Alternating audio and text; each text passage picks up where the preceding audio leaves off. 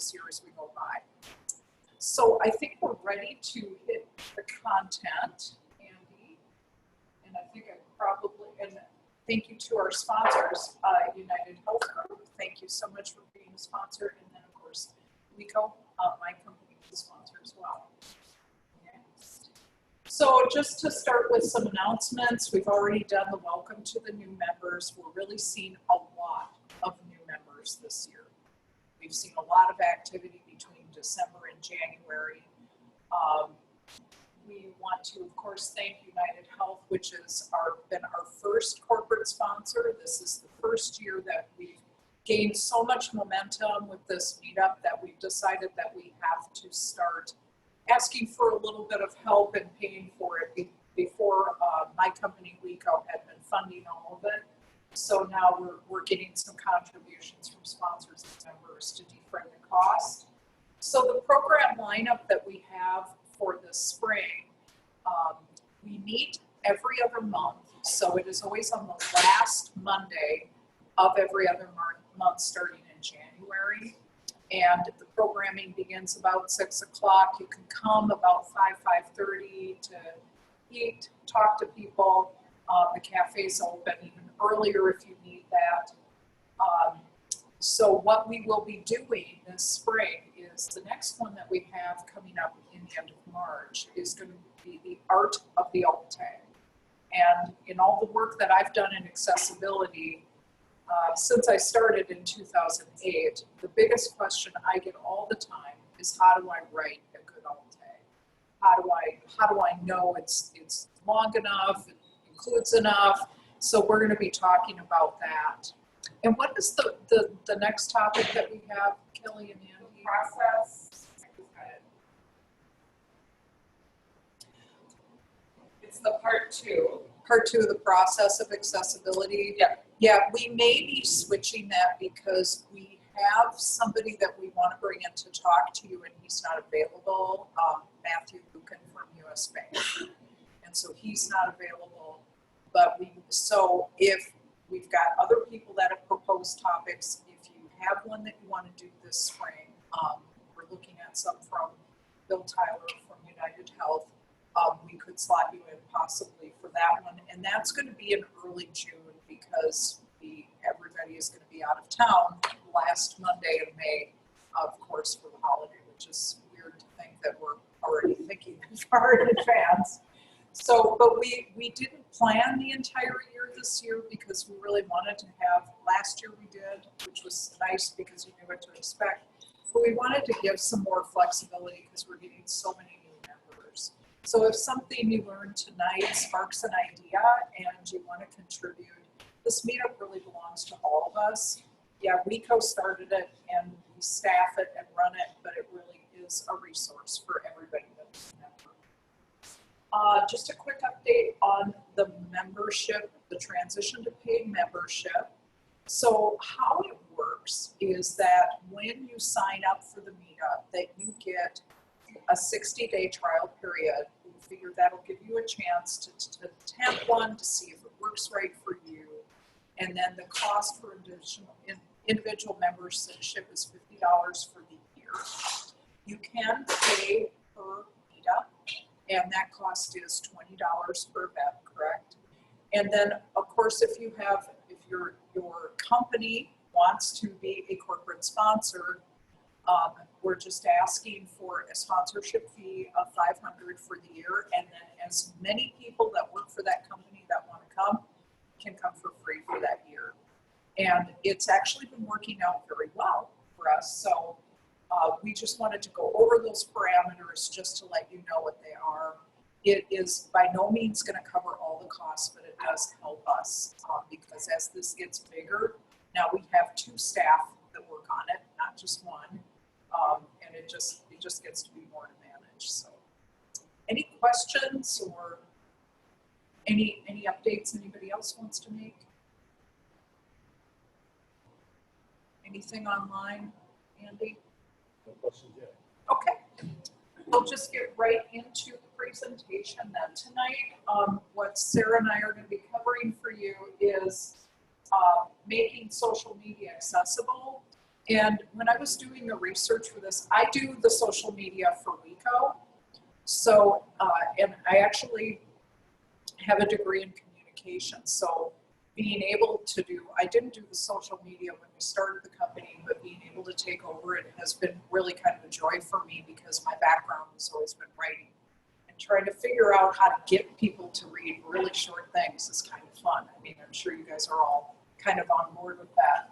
But when I took a look at the research and thought about how to explain this, I really thought about it from the perspective of those of us that actually live with disabilities. So we're going to start out with the framework of the basics that apply to any social medium, and then we're going to go into more global requirements from the user's perspective. So this is going to be less about where do I find the alternative text box and more about the principles and concepts, because I'm pretty sure most of you guys know where those features are already in the social media. If you don't, we do have a few screenshots, and I'm happy to talk to you afterwards if you're puzzled about how to tag things in Twitter, things like that. And then we're going to have Sarah take over with making the transition to accessible social. And then we're going to talk about some great resources that you can take home and use. Okay, next slide.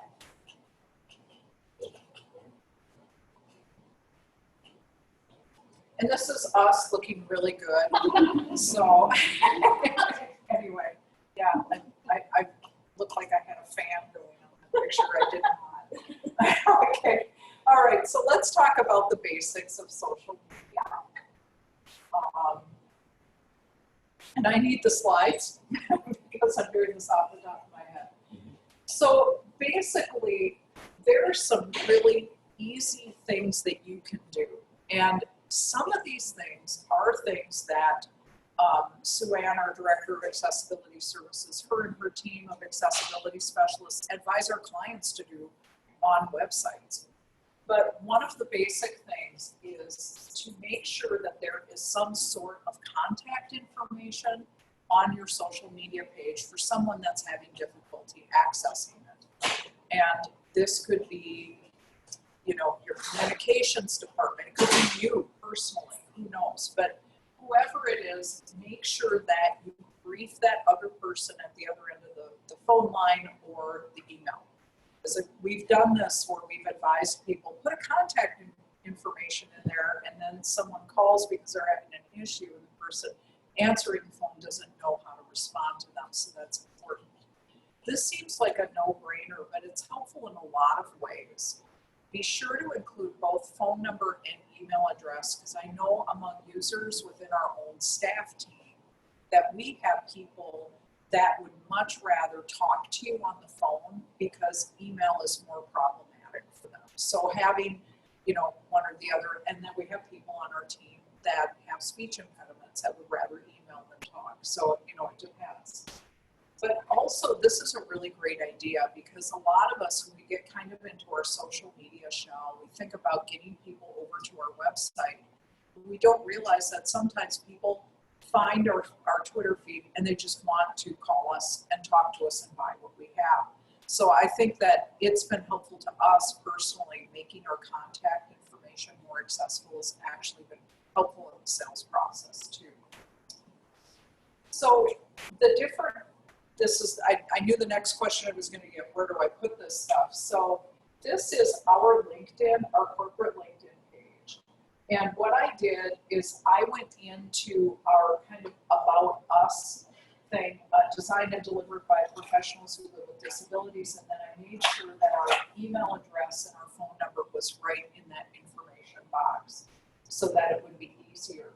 This gets to be a little bit dicey because there isn't a lot of real estate there for you to put this information in. I went and looked through Facebook, LinkedIn, Instagram, and Twitter. Those are the ones I'll be talking about tonight. And they all have banners. Twitter has an easy email button that you can use. Facebook has about LinkedIn banner, Instagram banner, but there isn't tons of room. So for us to even get in there, if you're having issues with accessibility, please contact us. it wasn't gonna fit. So I just put it right down to the email address and the phone number. Okay. Any questions or thoughts?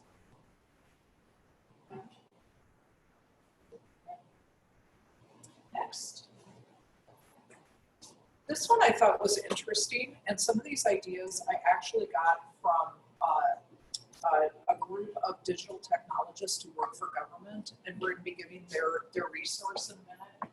I never thought of it this way, although I already do this, is just to make sure that you duplicate all of your posts across all the channels. Now that might be actually contradictory to what some people say about social media management. We do it at WeCo simply because I'm the president, I'm managing social media, and I'm so busy, and it's Hootsuite. I mean, it's good. That's what we do. So, but what I didn't think about is that information may be reachable to somebody because they can do Twitter, but Facebook may be inaccessible to them. So doing it across duplicate channels ensures that you're going to be able to reach people regardless of ability level. And this one was another one that was an eye-opener, is add threads to your website, because when we redid our website 2 years ago, we took threads off because we were told that that is no longer cool. Yeah. What do you mean by threads? That's where there's like a box on the website that shows all your social media posts streaming. Okay. Yep. And so we had that, and we took it off, and we actually heard from our testers and staff who said, oh, I'm really sad that went away because that's how I used to know what we were doing on social media. So we can vouch for the fact that people who live with disabilities actually can find that thread on your website, an easy way to access what you're doing on social media. So provide email digests of posts.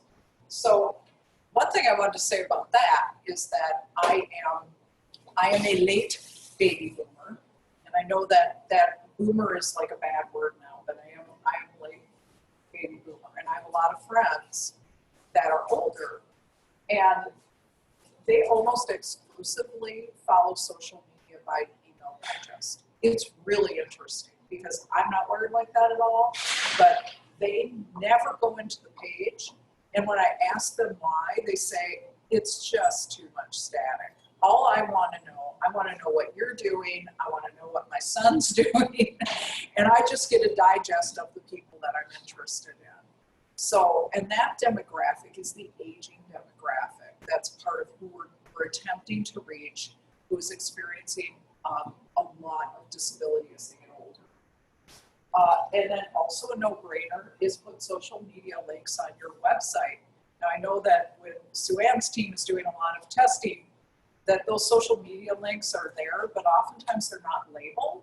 So someone with a screen reader can't identify what they are. So make sure that they're labeled in the code so that people know what they are. So while these things are pretty basic, I hope that it gave you some perspective to understand how that might impact someone with a disability. Any other questions? Okay. Next slide. This one was also something I did not think of, is connect your social media to the social media support. So you can connect it to you, but there's also fantastic resources in almost every form of social media now for accessibility. So why not make that link available? And you can do that in your banner if you want to. We haven't elected to do that at WeCo because I would really much rather have people talk to me if it's inaccessible, partially because I really want to make sure that we're responsive to that, and also because it teaches us a lot.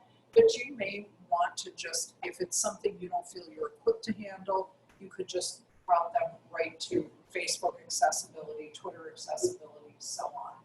And then again, if it's possible to get both email and phone, that's always a good idea. And then, of course, good content management. And this is probably something that if you are a social media manager that you agonize over more than anything. I know I do. And I always look back at the post to see what is it that sparks people.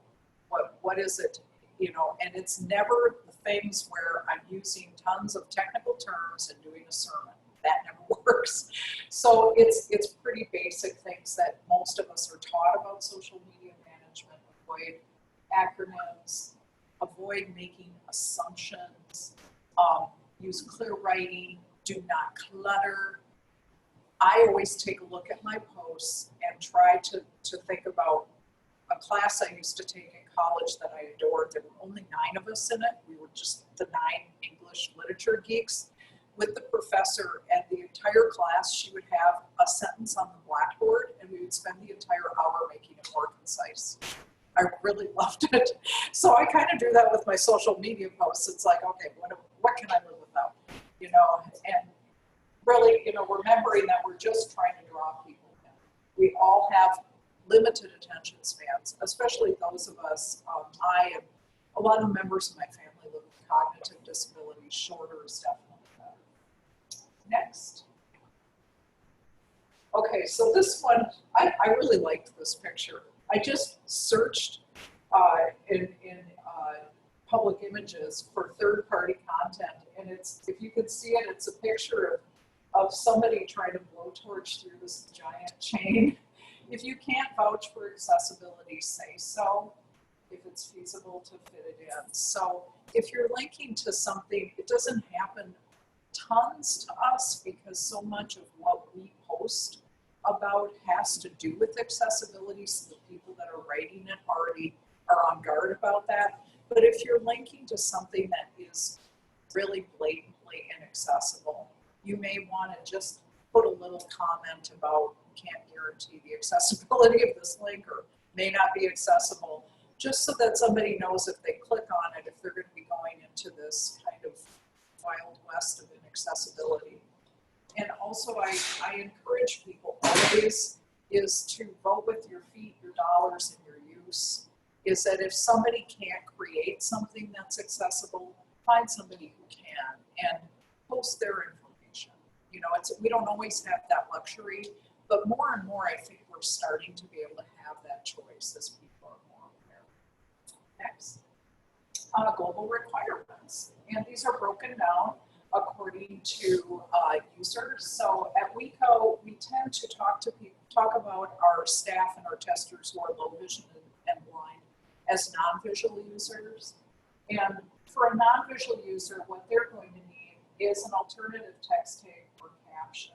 So there's a growing number of social media formats like Twitter. This is a Twitter box. That's Laura, our cute assistant by our Orange WeCo Christmas tree. And I did a post on her. So, but this just shows what that edit box looks like. You pop it up, you click on Alt and write the description. So a lot of formats like Twitter are making this really easy for us. But what we did before Twitter did that, and what we do on formats that don't allow for that, is that we'll simply write a description in parentheses in the post, so that somebody who's a non-visual user or low vision gets that same information about what's in that image. And of course, with videos, audio descriptions or transcripts is a good idea if you are able to do that. Some videos don't require that. The WCAG has really good standards that tell you when you need to do audio description and when you don't. But the audio description thing I know is really new, but it is really important for somebody who can't see to be able to understand the things that aren't detectable in the dialogue. Like if somebody looks angry or is walking across the door and opens the door to let someone in. So those things are really important even in our videos. Next.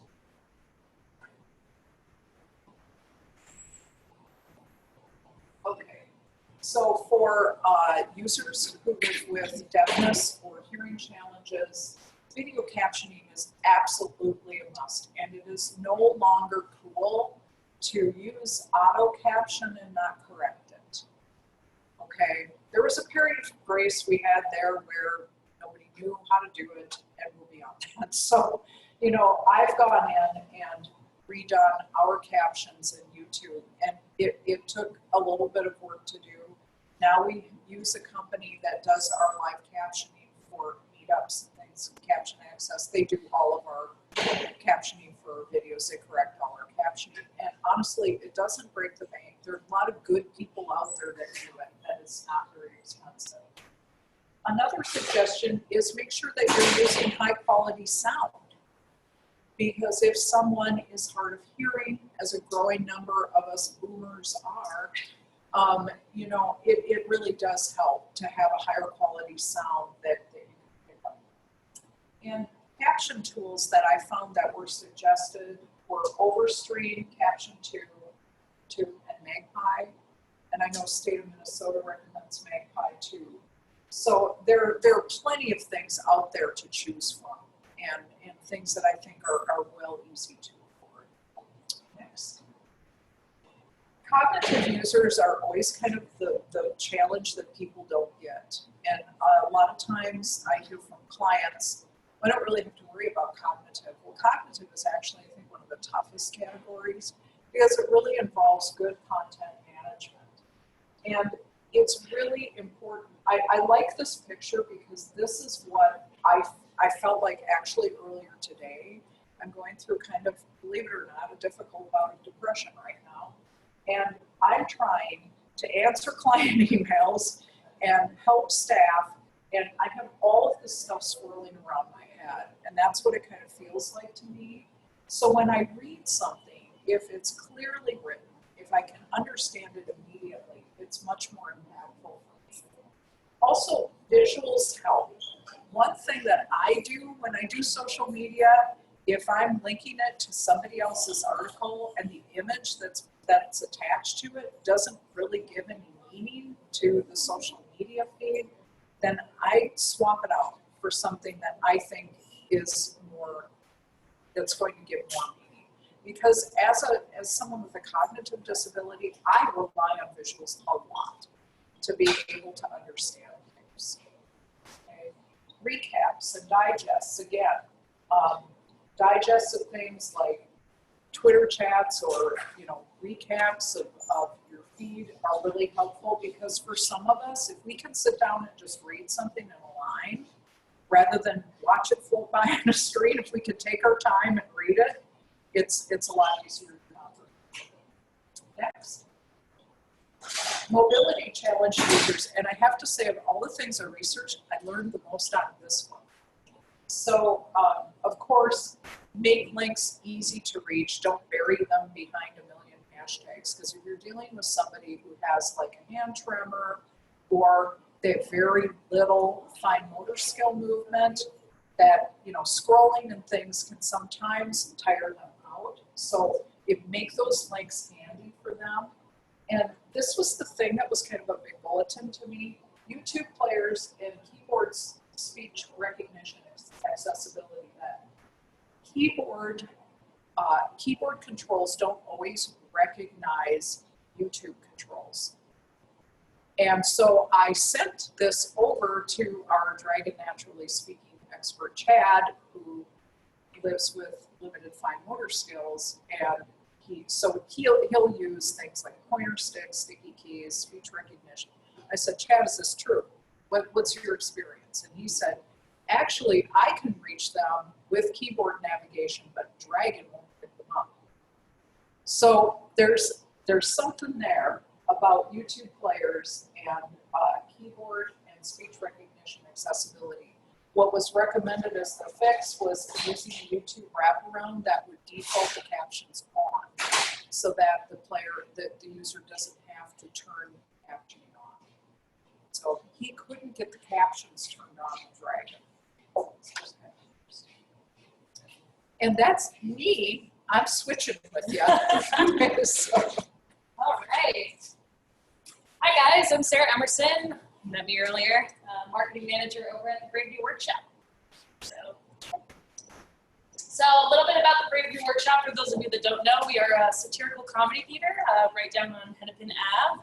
in downtown Minneapolis. We were founded in 1958 by Dudley Riggs. We're starting our 62nd season. On Thursday, we're opening our show. That makes us the longest running satirical comedy theater in the nation, which is exciting. Two other portions of our business. We're most famously known for the theater, but we also have a corporate training portion of our business. We work with large and small companies teaching the mindset of discovery through improv. And then we also have our nonprofit sector, the student union, where we work with individuals, teaching them to find joy through improv, improv for life, improv for good. And that's ranging from children to senior citizens. I sat in a class last Tuesday, with a group of 20 people living with multiple sclerosis, and we had a big improv party. It was super fun. So through those three portions of our business, we all share the same goal. The Brave New Workshop's goal is to share the healing power of laughter, or the healing power of laughter through transformative laughter. That did make sense. That's right. And we do that through the rules of improv, and there are a handful of rules, but the two I'm going to talk about today are jump in and yes and what that means, jump in means if you see someone needing help or something that is missing or something that's not working out, you just jump in, you start doing it. It might make you uncomfortable, you might not do it correctly, but you've started it. And then my favorite is yes and. So improv is a team sport. It's a community art form where a stand-up comedian is one person telling a joke. Improv, you're doing something together. So if your partner on stage pitches an idea, your job is to say yes and to make them look better.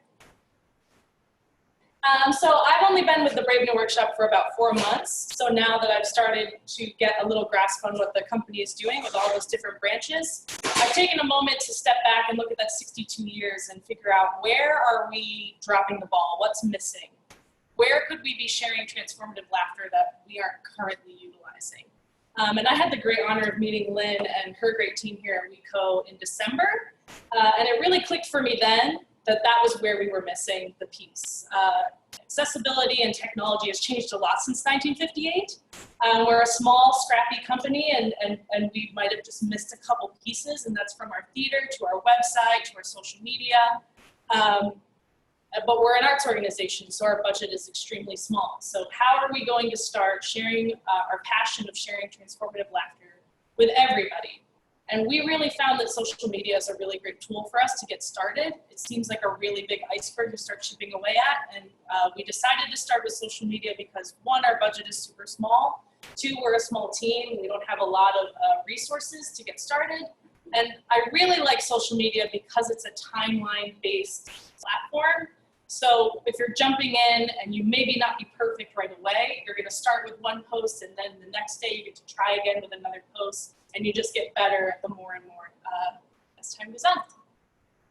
So what we, excuse me, so what we do to get down to the little nitty gritty, how we apply accessibility to our social media. I pulled this photo here. It's from our holiday show that just closed last weekend.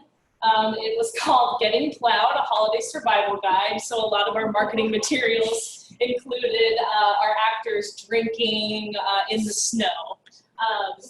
So it's really important to me as a social media manager that I'm getting not only the story of my post across, but I'm really nailing the punchline because we're a comedy theater.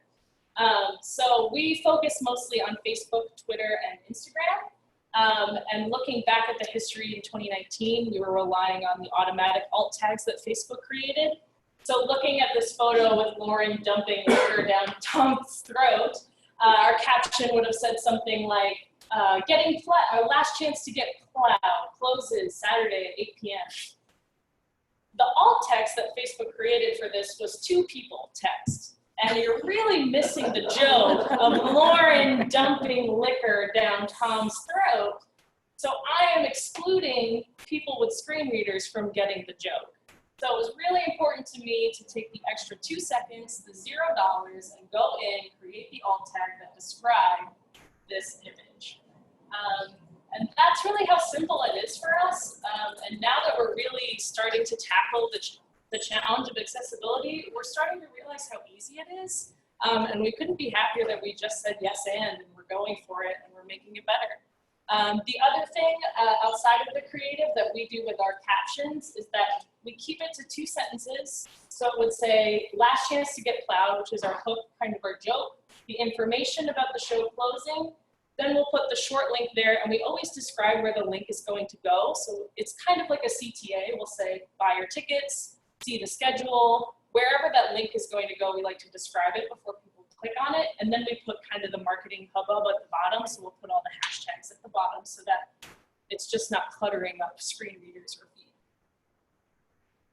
Yeah, that's it. That's me. Great. Well, thanks, Sarah. That was fun. And it was fun to hear, and you're switching with me. Okay. Putting you front and center. That's right. And it was fun to hear, you know, how you kind of come to the recognition. And I think a lot of us do when they realize that automatically generated alt tags are really lacking. You know, they are. So the day may come when that changes. I really think that the day may come when a lot of the things that we teach people at Sue Ann's crew teaches people to do by hand will be automatic, but we're just not quite there yet. So it's great to hear about how that transition happened for you. So we did put together just some brief resources. Next slide. I drew a lot of my research out of tonight was improving the accessibility in social media in government toolkit at digital.gov. I thought it was excellent, especially from the standpoint of someone who lives with a disability, manages a team of people who live with disabilities. I felt like it really hit the nail on the head. It was easy to get in there and get information. And this, I had not been aware of digital.gov before. It's a group of people working on digital in government that pool their resources. And I thought it was just a wonderful, wonderful public resource they were sharing with everyone. Of course, we will be releasing this month an accessible social media series on WECO's accessibility blog. That's free for everybody. So a lot of what I talked about is going to be recapped and expanded on. And our website is theweco, theweco.com. You can just sign up for the blog entries, they're free. And then I think that the most important thing that I've done personally to make sure that I'm doing everything I can, besides having a team of subject matter experts I get to bounce things off of all the time, is just go to the specific social media platform, go to Twitter, Facebook, LinkedIn, and look at what they've got for accessibility. I think LinkedIn has been probably our biggest challenge. They're not quite there, they're not really that caught up. But I remember when Facebook was awful, and that has gotten much better, and Twitter has gotten significantly better. But just be mindful that these platforms are evolving and changing all the time. So what you learn about accessibility on a platform may be true this week and not next week. We try to keep an eye on that stuff at WECO, and when we see a change, we try to push it out into our social media or blog about it. Any questions or thoughts from anybody? Anything online, Andy? I don't have any right now, but let me ask in chat.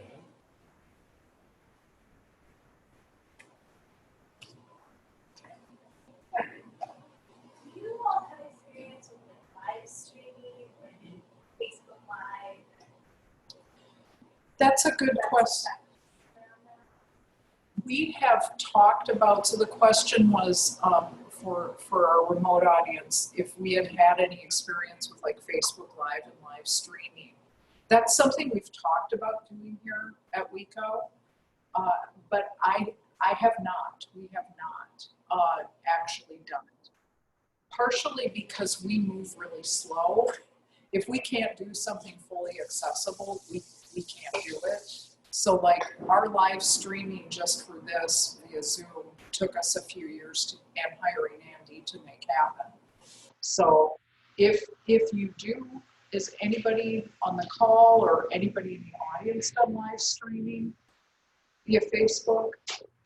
I've done some live streaming, and in my experience, I've always, this was before I was looking at it through the lens of accessibility, but I've always had someone in the comment section a lot, like we have Andy here, who was answering questions, and I suppose that person could also be a captioner, or you could have a separate person doing captions, which would make a lot of sense to me, but that's just like off the top of my head. It is a good challenge. It's a really good question.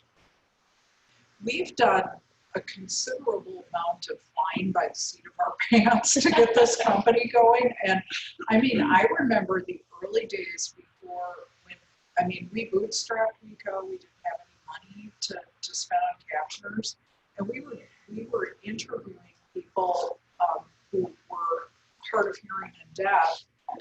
And we were doing trainings where we were just kind of like, we were captioning in like text boxes of GoToMeeting. You can use stuff. We got pretty crafty. It's nice to not have to do that anymore, but you can get pretty crafty. And I would say that the most important thing you want to do is if you can find some users that live with disabilities and ask them how it works for them, so that you've got a clue, before in this day and age, we're also afraid to do anything because people are calling us all out on everything. And especially if we're part of a state agency, we've got to be really careful. So I was with MnDOT for 6 years. So I remember that very well. Any other questions or comments? Oh, Maureen? I was just gonna say, if anybody works with someone that is a non-visual user, that I had such a hard time with Facebook when I started having Messenger. I didn't like it, and I couldn't figure out how to get into it, and I get emails, and I'd want to contact that person or talk to them, say open Messenger. And then I was doing a demonstration for one of our clients on my Braille laptop, and they said, oh, go to mnotbasic.facebook.com, and I've been doing that ever since. And it's wonderful. It just made a huge difference. Yeah, we just had a client that at one of the corporations we worked for who knew it, and she walked up to Maureen and said, I will solve your problem, and it did. So, yeah, great. Anybody else?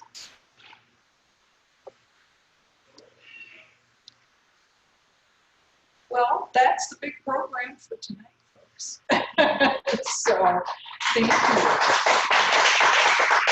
There's plenty of pizza. And I'm sorry for those of you that were with us remotely, you missed Black Sheep Coal-Fire Pizza. So come here next time if you can.